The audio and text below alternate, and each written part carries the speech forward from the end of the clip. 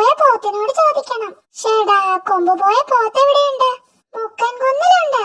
കൊമ്പ് കാണാത്ത കടുവ എങ്ങനെയാണവോ ജീവിക്കുന്നത്? കൊമ്പ് കാണാത്ത കടുവയെന്നല്ലടോ, കണ്ണ് കാണാത്ത കടുവ. സൂത്ര, നമുക്ക് ഒന്ന് പോയി നോക്കിയാലോ? ആ, എന്തായാലും ഒരു കടുവയല്ലേ, താനൊന്ന് സഹായിക്കുന്നത് നല്ലതാ. ശരിയാ, പക്ഷെ സഹായിക്കാൻ ഞാൻ എന്ത് ചെയ്യണം? കണ്ണു കാണാത്തവർക്ക് കുത്തി നടക്കാൻ ഒരു പടി കൊടുക്കുന്നത് നല്ലതാ. ഇത് മതി. നടക്കുമ്പോൾ മുള്ളിൽ ചവിട്ടാതിരിക്കാൻ കാൽ പൊതിയുന്നത് നല്ലതാ. കാൽ പൊതിയാൻ ഈ ഇല മതി, കെട്ടാൻ വള്ളി വേണം. ഇനി കൊമ്പ് പോയ പോത്തിനെ കാണാം. മൂക്കം കുന്നിലല്ലേ? കൊമ്പ് പോയ പോത്ത് പോയിട്ടുണ്ടാവുമോ? പുതിയതായി കൊമ്പ് പോയ അല്ല, പുതിയതായി കാട്ടിൽ വന്ന ആളല്ലേ? അതെ. കണ്ണ് കാണാത്ത കടുവയെ കണ്ടെന്ന് പറഞ്ഞത് ചേട്ടനല്ലേ? അതെ. ആ കടുവയെ ഒന്ന് കാണണമല്ലോ. അപ്പോ തനിക്കും കണ്ണു കാണില്ലേ? അതെന്താ?